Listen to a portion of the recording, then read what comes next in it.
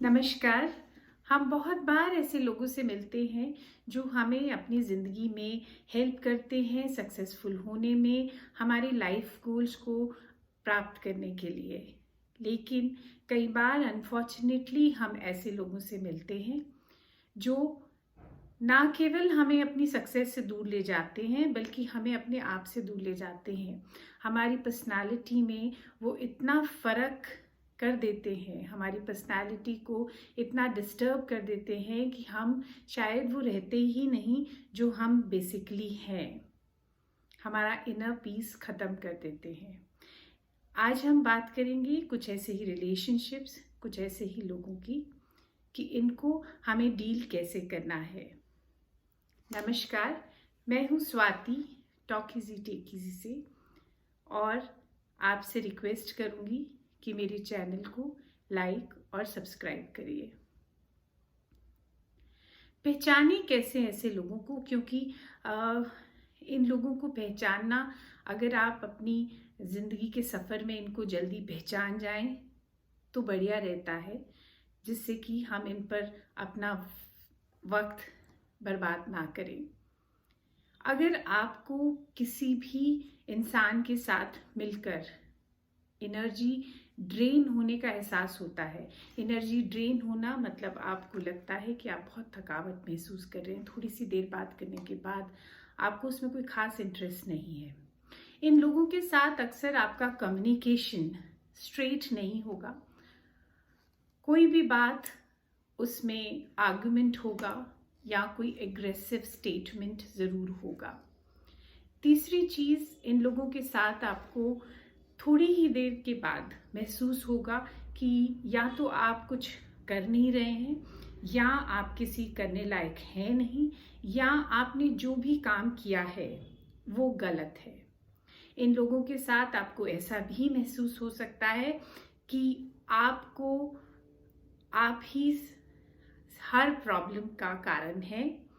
और इन जो एक और बात है इन लोगों की कि आप इनके साथ महसूस करेंगे कि आप कुछ काम नहीं करना चाहते तब भी आप कर रहे हैं, और इनके साथ ना कहना इतना आसान नहीं है। इसका मतलब आपकी कम्युनिकेशन इनके साथ बिल्कुल स्ट्रेट नहीं है। जो आप कहना चाहते हैं, जो आपके मन में है, वो आप एक्सप्रेस नहीं कर पा रहे हैं। कहीं ना कहीं आपको लगेगा कि कुछ है जो मुझे कंट्रोल कर रहा है, मैं कहना कुछ चाहता हूँ, करना कुछ चाहता हूँ, पर कर कुछ रहा हूँ। और ऐसे लोग कहीं भी हो सकते हैं, आपकी पर्सनल लाइफ में होंगे या आपकी प्रोफेशनल लाइफ में होंगे। कुछ लोगों को आप छोड़ सकते हैं, अवॉइड कर सकते हैं, पर अनफॉर्चुनेटली कई बार हम ऐसे रिलेशनशिप्स में हैं या हमारा एक रिलेशनशिप ओरिएंटेशन बिहेवियर है कि हमें सब रिलेशनशिप बनाने हैं, तो उसके लिए हमें इनको डील करना पड़ता है। इनको डील करने के लिए आपको इन्हें चेंज नहीं करना है, ना आप उन्हें कर सकते हैं। ये एक समझने की बात है कि अगर आपको डील करना है तो वो आप अपने बिहेवियर को ही डील कर सकते हैं। आप किसी को चेंज नहीं कर सकते, आप किसी को डील नहीं कर सकते। तो आपको अगर ये सिचुएशन या ये लोग हैंडल करने हैं तो आपको अपना बिहेवियर चेंज करना होगा। और किस तरह का बिहेवियर आपको रखना है, सबसे पहले इस बात का हमें पता होना चाहिए। पहला, एक आपको अपने आगे पीछे एक बाउंड्री सेट करनी है कि इनके साथ कितनी बात करनी है, कितनी जितनी ज़रूरत है बस उतनी ही बात करनी है, सबसे बड़ा रूल है। सेकंड है, इनके क्रिटिसिज्म से परेशान नहीं होना है, क्योंकि ये आपको क्रिटिसाइज करेंगे, क्योंकि इनका क्रिटिसिज्म आपके लिए कोई मायने नहीं रखता है। ये बात आपको समझने की ज़रूरत है।